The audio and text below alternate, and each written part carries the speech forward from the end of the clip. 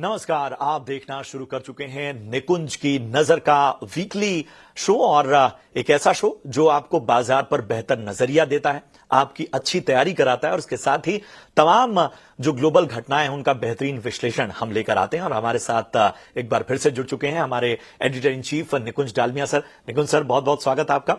और बड़ा हैपनिंग हफ्ता, बहुत सी ग्लोबल घटनाएं, और हमने कल एक शो किया और जिसमें हमने कहा कि शांति पथ पे लगता है दुनिया बढ़ रही है और उसका इंपैक्ट बाजार को पे देखने को मिल रहा है। लेकिन एक मैच्योरिटी जो भारतीय बाजारों में नजर आई है इस पूरे कह सकते हैं इस पूरी टेंशन में, इसे कैसे देखते हैं और यहां से जो ऐतिहासिक स्तर हमने छुआ है, अब बाजार पे क्या नजरिया बन रहा है? देखिए, मार्केट के अंदर एग्जैक्टली एक महीने पहले ऐसी स्थिति थी कि ऐसा लग रहा था कुछ अच्छा नहीं होगा। टैरिफ की समस्या, जियोपॉलिटिकल क्राइसिस, एफआई की सेलिंग, अर्निंग्स में धीमापन और इन्फ्लेशन को लेकर के जेन्युइन कंसर्न्स थे। अब बस सारी की सारी कंसर्न्स अचानक गायब हो गई हैं। इन्फ्लेशन नीचे आ चुकी है। जियोपॉलिटिकल कंसर्न्स एक बार तो लगता है कि काफ़ी लंबे समय तक के लिए थम गए हैं। टैरिफ को लेकर के अब मार्केट्स और इकोनॉमी को समझ में आ गया कि टैरिफ आ रहे हैं मगर जाएंगे कहाँ, ये भी समझ में आ गया। और एफआई की जो इस समय खरीदारी हो रही है काफ़ी भरपूर तरीके से हो रही है। आए हैं और ज़बरदस्त एपेटाइट के साथ वापस आए। तो मार्केट के अंदर वे नथिंग कुड गो राइट, अब लग रहा है कि नथिंग कुड गो रॉन्ग। ये एक इम्पॉर्टेंट एस्पेक्ट है। सेकंड एस्पेक्ट ये है कि दुनिया के अंदर काफ़ी तेज़ी से हम देख रहे हैं परिवर्तन आ रहे हैं, भले वो जियोपॉलिटिक्स में हो या फिर अमेरिका और मिडल ईस्ट में हम देख रहे हैं कि किस प्रकार का एक दोस्ती वहाँ पर बढ़ रही है। हम देख रहे हैं कि चाइना के साथ भी नेगोशिएशन अचानक हो गए हैं। हम यह भी देख रहे हैं कि क्रूड को लेकर के ओपेक का क्या रुख रहा है, प्रोडक्शन बढ़ाया जा रहा है। तो दुनिया में काफ़ी बड़े चेंजेस आ रहे हैं अच्छे। मगर फेड इस समय कुछ नहीं बोल रहा है। फेड अभी भी मेंटेन कर रहा है कि मार्केट में अनसर्टेनिटी है। तो मेरा यह मानना है कि मार्केट के अंदर हमेशा good news and good price कभी साथ नहीं आते हैं। एक महीने पहले बैड न्यूज़ थी, प्राइसेस अच्छे थे। अब गुड न्यूज़ है, प्राइसेस इतने अच्छे नहीं हैं। बिल्कुल। सर, आपने एफआईआईज की बात की। इस लिहाज से अगर देखें भारतीय बाजारों के वैल्यूएशन पे, तो अब यहां से आपको क्या लग रहा है कि किस तरह से जो है स्ट्रेटजी रखनी चाहिए? देखिए, मार्केट में एक समय आता है जहां बोलते हैं कि पूरे के पूरे मार्केट का वैल्यूएशन अच्छा होता है। उसी प्रकार से पूरे के पूरे मार्केट का वैल्यूएशन सस्ता होता है या फिर महंगा होता है। तो इस समय मार्केट के अंदर आप एक जेनेरिक कमेंट नहीं कर सकते हैं। इस मार्केट के अंदर कई ऐसी चीज़ें हैं जहाँ पे हम वैल्यूएशंस काफ़ी महंगी हैं। कुछ ऐसे पॉकेट्स हैं जहाँ पे वैल्यूएशंस अभी भी अट्रैक्टिव हैं और कुछ पॉकेट्स ऐसे हैं जहाँ के अंदर वैल्यूएशंस काफ़ी फेयर हैं। अब इस मार्केट में आपको एक यूनिवर्सल अप्रोच आप नहीं ले सकते हैं। मार्केट में हम दो तरीके की स्ट्रैटेजीज़ की बात करते हैं। एक होता है बीटा, जिसके अंदर हम मार्केट पर बैट करते हैं, मार्केट गिर गया था उसके बाद आप मार्केट में उछाल देखते हैं। जैसा हमने अप्रैल के बाद देखा, मार्केट के अंदर उछाल आया। मार्केट अप्रैल का डेटा अगर मैं देखूंगा तो अप्रैल पीक जो बॉटम बना था उसमें मार्केट 7% नीचे था अपने YTD में। अब मार्केट 5 या 6% ऊपर है। तो मार्केट के अंदर 14-15% का उछाल हमने 14 से 15% उछाल हमने देखा है नीचे के बॉटम से। तो वो होता है बीटा मार्केट का, जिसके अंदर हम कहते हैं मार्केट में क्या हो सकता है। एक होता है अल्फा। अल्फा होता है जी, आप एक इंडिविजुअल स्टॉक पर बैट करते हैं। मिसाल के तौर पर आप बोलेंगे कि भाई बैंक्स के अंदर इस समय तेज़ी है मगर state bank of India BOB में तेज़ी नहीं है। HDFC बैंक और ICICI बैंक में है। एक समय आएगा जहां आप बोलेंगे बैंकों में तेज़ी, एक समय आएगा जहां बोलेंगे कि बैंकिंग के कुछ चुनिंदा शेयरों में तेज़ी है। तो मुझे लगता है कि choice of words now in the next few months would be not to bet on a sector और a theme but to bet on individual stocks within that theme. क्या बात है। अगर हम कॉन्फ्लिक्ट्स को देखते आए हैं और उस वक्त में बाजार को देखते आए हैं, हम जानते हैं कि आपने बहुत ही लगातार इस चीज का विश्लेषण भी किया है कि किस तरह से पुराने कॉन्फ्लिक्ट्स और उस वक्त के बाजार के प्रदर्शन। एक चीज जो नोटिस की जाती है कि इन कॉन्फ्लिक्ट्स में बाजार इक्विटी तो कम से कम संभल जाता है, लेकिन इकोनॉमी को कहीं ना कहीं एडवर्स इफेक्ट पड़ते हैं। मौजूदा जो स्थितियां नॉर्मल हुई हैं, वहां से इकोनॉमी या पूरी दुनिया के लिए अब आपको क्या लगता है कि किस राह पे जाती हुई दुनिया दिख रही है? देखिए, जियोपॉलिटिकल टेंशन्स हो, वॉर हो या फिर किसी प्रकार की मिलिट्री एक्शन, उसमें फ़ायदा किसी का नहीं होता है। और जितनी ज़्यादा शांति बनी रहे सबका फ़ायदा उसी में होता है, बिकॉज आप प्रोडक्टिव चीज़ों की पे आप फोकस आप करते हैं। कुछ डिफेंस कंपनीज को फ़ायदा होता है मगर वो एक वेरी स्पेसिफिक पॉइंट है कि डिफेंस की डिमांड ज़्यादा आ जाती है। तो दुनिया में अगर जो पोलिटिकल टेंशन्स ख़त्म होते हैं तो प्रोडक्टिविटी हमेशा ऊपर जाती है। तो मतलब जाहिर सी बात है कि whether it is India and Pakistan or whether it is Russia or Ukraine or the kind of conflicts which are happening in other countries, जितने कॉन्फ्लिक्ट्स कम रहेंगे उतना दुनिया के लिए अच्छा है। बिल्कुल, आपने डिफेंस की बात की तो चलिए उसी पर फोकस करते हैं। डिफेंस एज अ सेक्टर, जाहिर सी बात है इन तमाम चीजों का इंपैक्ट उस पर पड़ा है और वो इस वक्त उसकी रफ्तार देखते बन रही है। इस सेक्टर पर आपका नजरिया? देखिए, हम इंडिया और पाकिस्तान की मिलिट्री एक्शन को अगर देखें तो हमारे मैन ऑफ द मैच कौन थे? हमारे मैन ऑफ द मैच थे हमारे हिंदुस्तान में बनाए हुए ड्रोन्स। उनको मैन ऑफ द मैच बोलिए या फिर मैन ऑफ द सीरीज़ बोलिए। तो जो game changing military action India ने करा, उसका जो सबसे बड़ा बोलबाला था वह था इंडिया की एयरफोर्स और हमारे पास जो हमारे India made in India drones. उनकी वजह से हमने बिना कोई लार्ज ह्यूमन कैजुअलिटी के भी हमने अपना दबदबा विद इन अ वीक बना दिया। ऑपरेशन सिंदूर में 1 हफ्ते से कम चला ऑपरेशन सिंदूर, और उसके अंदर हमने अपना दबदबा बना दिया। तो डिफेंस के अंदर अगर आप देखिए तो मुझे लगता है कि डिफेंस के अंदर इस समय गियर चेंज करने का समय आ चुका है। अब टेक्नोलॉजी वहाँ पर चेंज हो रही है, वहाँ पर नए इस समय हम देख रहे हैं कि नई मिलिट्री इक्विपमेंट और new military products are been used. तो drone is I think the real winner in terms of drone technology is the real winner.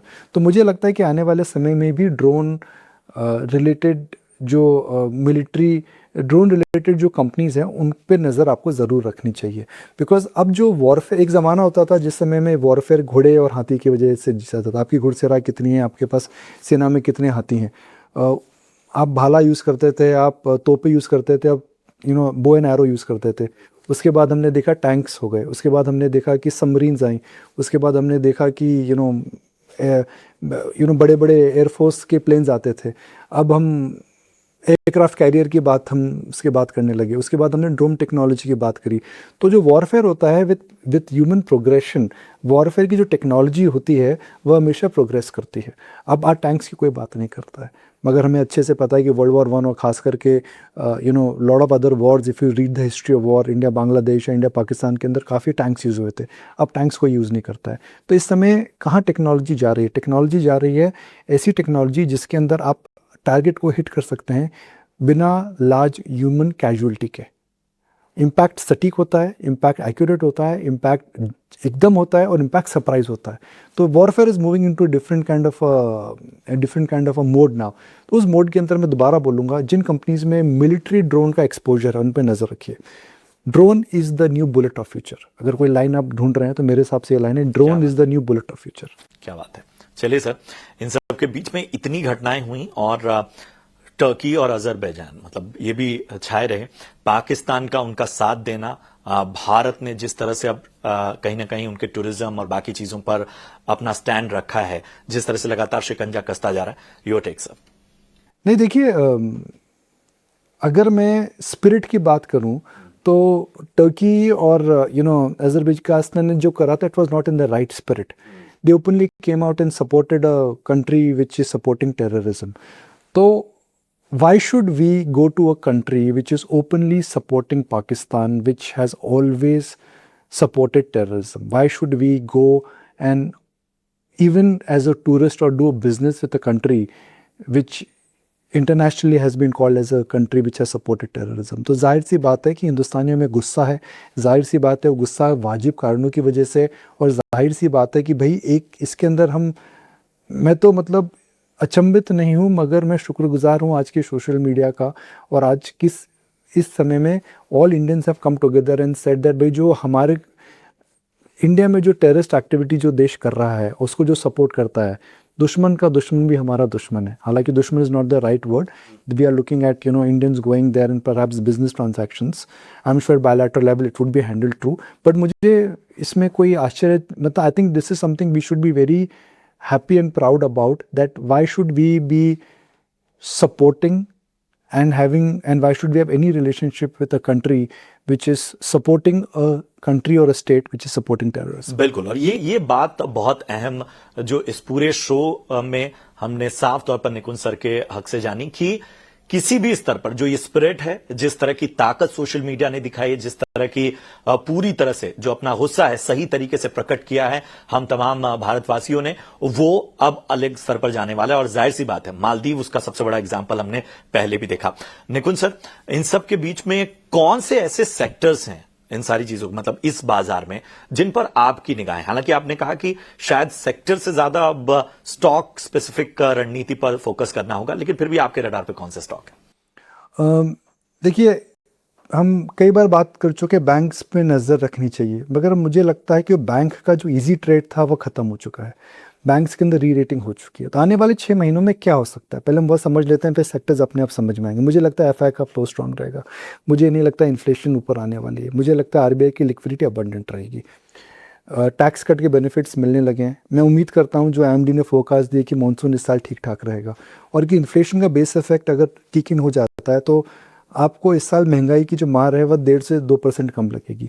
1.5 से 2% महंगाई अगर कम होती है तो 6% पे 2% काफ़ी बड़ा बेस नंबर होता है। 2 डिवाइडेड बाई 6 अगर आप करें तो 20% आपको बेनिफिट मिलता है। वो काफ़ी बड़ा बेनिफिट होता है। तो एक साइड तो टैक्स कट से बेनिफिट, लो इन्फ्लेशन से सहारा, बेटर मानसून से थोड़ा जो स्लो डाउन आया था वो ठीक हो सकता है। तो आने वाले 6 महीनों के अंदर मुझे लगता है कि कहीं ना कहीं कंज्यूमर ड्यूरेबल्स, कंज्यूमर स्टेपल्स, उस सेक्टर में रिवाइवल आपको देखने को मिलेगा, क्योंकि कमोडिटी के दाम भी कम हो चुके हैं। जब कमोडिटी के दाम कम होते हैं तो कमोडिटी कंज्यूमर्स को हमेशा बेनिफिट होता है। एक ज़माना होता था, आज से 2 साल पहले आप देखिए समर आती तो हम बात करते थे कि vegetable prices of gone up, food prices of gone up. Likely इस साल वह नहीं हुआ। इसका सीधा कंज्यूमर को बेनिफिट मिलता है।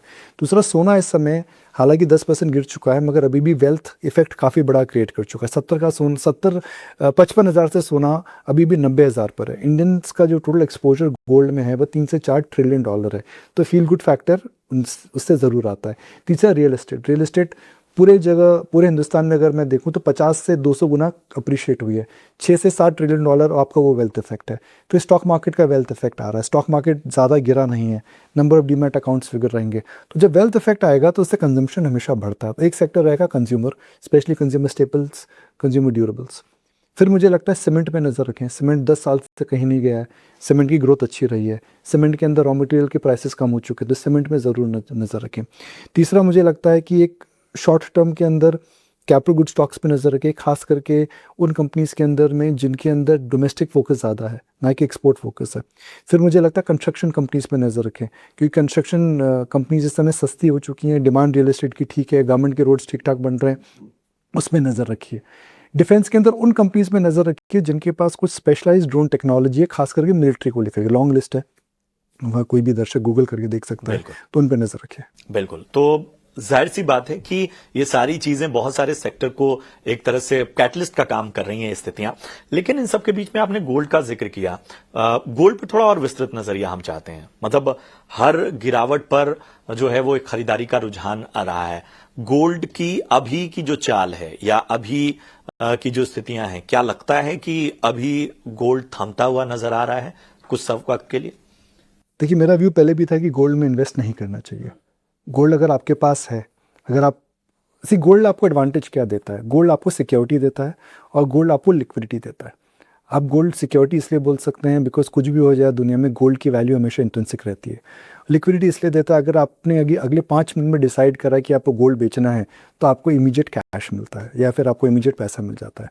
तो गोल्ड में आपको सिक्योरिटी और लिक्विडिटी दोनों मिलती है। मगर गोल्ड का जो रिटर्न होता है वो इन्फ्लेशन से थोड़ा ज़्यादा रहता है, और हमने देखा गोल्ड का जो रिटर्न रहा है पिछले 3-4 साल के अंदर हिस्टोरिकल एवरेजेस से बहुत ज़्यादा रहा है। गोल्ड एक सिक्योरिटी एसेट है, ना कि प्रोडक्टिव एसेट। लॉन्ग टर्म में प्रोडक्टिव एसेट्स में ज़्यादा पैसा बनता है जैसा कि इक्विटी, ना कि सिक्योरिटी एसेट्स में जैसा कि गोल्ड। तो गोल्ड के दाम गिर चुके हैं, मगर मुझे नहीं लगता कि गोल्ड में अभी कोई खरीदारी करनी चाहिए। देखिए, जब गोल्ड 80,000 से 90,000 गया था, सबने बोला था बहुत महंगा है। जब 1 लाख का 90,000 दोबारा हो गया है तो भी सस्ता थोड़ी हुआ। जब 70 से 90 में आपको महंगा लग रहा था तो 1 से 90 में आपको सस्ता क्यों लगा? बिकॉज साइकोलॉजिकली हम कुछ बोलते हैं जिसको बोलते हैं रीसेंसी बायस। रीसेंसी बायस ये होता है जी, आपने कोई चीज़ को ऊपर जाते देखा है तो अचानक उसमें कोई रिवर्सल आता है तो आपको चीज़ सस्ती लगती है। और हम ये भूल जाते हैं जो चाल है 55 गोल्ड की वो 50-55 हज़ार से 90 तक हुई है। 10% गिरा है, मगर अभी भी वह 80% ऊपर है। तो मेरा ये मानना है। बिल्कुल। और सिल्वर पे भी लगे हाथ राय दे दीजिए। देखिए, सिल्वर और गोल्ड में चोली दामन का एक नाता रहा है। मगर ये पहली बार हुआ है कई सालों के बाद, मतलब पहले भी हो चुका है हिस्टोरिकली, कोविड के बाद पहली बार हुआ है, और पहले भी एक दो बार ही हुआ है कि सिल्वर टू गोल्ड रेशियो हम निकालते हैं कि अगर आप 10 ग्राम गोल्ड लेते हैं तो आपको कितना सिल्वर उसके बदले में मिलेगा। ये सिल्वर टू गोल्ड रेशियो जो रहता है नेक टू नेक चलता है, मगर इस समय सिल्वर टू गोल्ड रेशियो के अंदर काफ़ी बड़ा गैप है, which is that if you give the same amount of silver you will not get the same amount of gold. तो सिल्वर टू गोल्ड रेशियो जो है वो देख करके लगता है कि सिल्वर इस समय आउट परफॉर्म करेगा। तो गोल्ड और सिल्वर डायरेक्शनली एक साथ जाएंगे, मगर मेरा मानना है गोल्ड अगर 10% गिरा है तो सिल्वर शायद 8 गिरे, गोल्ड अगर 10 बढ़ेगा तो सिल्वर हो सकता है 12 बढ़े, बिकॉज ये करण और अर्जुन है, ये साथ चलते हैं। मगर कई बार करण और अर्जुन के अंदर गैप आ जाता है, तो या तो करण को कैचअप अर्जुन से करना पड़ेगा या फिर अर्जुन को धीमा होना पड़ेगा। तो उस हिसाब से सोचिए आप। चलिए सर, ओवर सप्लाई की चिंताएं कच्चे तेल में भी अब बढ़ रही हैं, तो क्रूड पर एक राय दीजिए। क्रूड मेरे हिसाब से बॉटम आउट हो चुका है, इसलिए बॉटम आउट हो चुका है बिकॉज लॉन्ग टर्म में अगर आप देखेंगे क्रूड अपने हिस्टोरिकल एवरेजेस के आसपास है। दूसरा मेरा मानना है कि जो लोग कह रहे हैं कि रशिया से इतना ज़बरदस्त ऑयल आ जाएगा, मुझे नहीं लगता आने वाला है। इस समय क्रूड की जो सप्लाई है वो इस समय इसलिए ज़्यादा है बिकॉज सब लोग चाहते हैं मार्केट शेयर गेन कर सके। सऊदी अरेबिया चाहता है वो मार्केट शेयर गेन कर सके, रशिया चाहता है कि वो मार्केट शेयर गेन कर सके, वेनेजुएला के जो चैलेंजेस थे वो भी मुझे लग रहा है ग्लोबल लेवल पे कम हो रहे हैं। तो क्रूड में इस समय ओवर सप्लाई है। जब ओवर सप्लाई रहती है तो प्रोडक्शन कट आ सकता है। अभी हम थोड़े दिन पहले प्रोडक्शन इंक्रीज की बात कर रहे थे। दूसरा, अगर टैरिफ ठीक ठाक हो जाएंगे, अगर इकोनॉमी का रुख ठीक ठाक रहेगा तो क्रूड की डिमांड दोबारा आ जाएगी। इंडिया का एक बड़ा कंज्यूमर है क्रूड का, economy is doing better. America के अंदर जो रिसेशन की बातें चल रही थी इस समय ख़त्म हो चुकी हैं। तीसरा, अगर आप देखें तो इस समय जो फ्रैकिंग इंडस्ट्री बोलते हैं उसके अंदर $50-55 के आसपास क्रूड आ जाता है तो वाइबिलिटी उनकी ख़त्म हो जाती है। तीसरा, अमेरिका जो स्विंग ट्रेडर एक बनकर आया था उसने भी बहुत बड़ा एक्सपोर्ट में माल डाला नहीं है। और चौथा, मुझे नहीं लगता है कि रशिया को लेकर के अभी कोई रेजोल्यूशन इतनी जल्दी आने वाला है कि रशियन ऑयल मार्केट में कब आएगा। अभी तो क्या बिक रहा है मगर वो डिस्काउंट पे बिक रहा है। तो अगर रशियन ऑयल ओपन मार्केट में नहीं आता है तो मुझे लगता है कि क्रूड के अंदर थोड़ी जो सप्लाई की जो कंस्ट्रेंट्स थी वह मुझे लगता है रहेंगी। ट्रम्प कार्ड ऑयल के लिए रहेगा ट्रम्प साहब चाहते हैं क्रूड नीचे रहे बिकॉज उससे अमेरिकन कंज्यूमर को बेनिफिट होता है। तो ट्रम्प साहब अगर एग्जीक्यूटिव ऑर्डर पास कर देते हैं जिसकी वजह से क्रूड के प्रोडक्शन अमेरिका के अंदर क्रूड है, ऐसा नहीं है कि इंडिया के जैसे उनको इम्पोर्ट करना पड़ता है, वहाँ क्रूड है। तो अगर वो क्रूड कंट्रोल करते हैं बाय इंक्रीजिंग मोर सप्लाई तो obviously that changes. But as of today I don't think crude में ज़्यादा मंदी है because of the factors I mentioned. चलिए, आपने डोनाल्ड ट्रंप का जिक्र किया।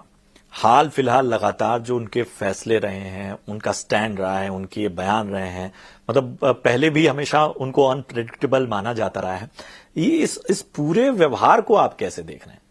Is a businessman first and is a politician second. I think what he is trying to do, उनके वेंटेज पॉइंट से आप देखिए वो अमेरिका को प्रोटेक्ट करना चाह रहे हैं, मैन्युफैक्चरिंग जॉब्स। देखिए, हम कोई भी एक्शन देखते हैं ना तो हमें उसके पहले समझना चाहिए उसके पीछे कंपल्शन क्या है। और कंपल्शन ये है कि अमेरिका का डेट बहुत ज़्यादा हो चुका है। अगर वो एक्ट नहीं करेंगे तो America will lose its prominence as a world leader. तो वो जो एक नेगोशिएशन की टैक्टिक्स यूज इस समय कर रहे हैं वो स्मार्ट टैक्टिक्स है। पहले सामने वाले को डरा दो, फिर टैरिफ या फिर कोई भी चीज़ को इतना ज़्यादा बड़ा कर दो कि सामने वाला डर जाए, और फिर मिडिल पाथ पे नेगोशिएशन हो। तो चाइना से ड्यूटी की बात अगर आप करें तो कहाँ से 10% से बढ़ा करके 145, और मामला जो तय हुआ 45 के आसपास हुआ है, 100% ऊपर 145 से 45 में हुआ है। तो अब देखिए वो नेगोशिएशन टैक्टिक्स हैं। मगर अगर आप उनकी नज़रिए से अगर आप देखें तो इस समय वह वही कर रहे हैं जो अमेरिका को मैटर करता है, which will make America come back on the path of greatness again. For example इस trip to Middle East where he went to Qatar and where he went to Saudi Arabia. उन्होंने बड़ी बड़ी bilateral deals sign करी हैं, specially defence supply को लेकर के। Manufacturing को यूएस में दोबारा लाना चाहते हैं, यूएस कंज्यूमर को इंश्योर कर रहे हैं कि आपको फार्मा में एग्जीक्यूटिव ऑर्डर पास कर रहा है। तो उनके जो डिसीजंस हैं वह कंप्लीटली आउट ऑफ बॉक्स है। आपको लगेगा कि उस डिसीजंस को वेल थॉट नहीं करा गया। आपको लगेगा कि भाई वो जो बोलते हैं कई बार he does not, he changes very fast, but may be that is the way his negotiating style is. और अगर आप उनके पिछले 2 महीनों की एक्टिविटी अगर आप देखें तो I think America is getting a good deal everywhere. मतलब वो ठीक है, वो जो नेगोशिएटिंग टेबल पर सबको लाना चाह रहे थे उसमें कामयाब हुए हैं। सर, इन सब के बीच में में आपने फार्मा का जिक्र किया और ये जो फैसले होते हैं या तमाम बातें होती हैं उन सब में फार्मा और आईटी बहुत रडार पे रहते हैं। इन दो सेक्टर पर एक आपका नजरिया चाहेंगे। आईटी इस समय कैसे कगार पर है जहाँ पर वहाँ पर एक मेच्योर कर्व पर आ गया है। वो मेच्योर कर्व पे इसलिए आ गया बिकॉज जो सेक्टर जो है बड़ा हो चुका है।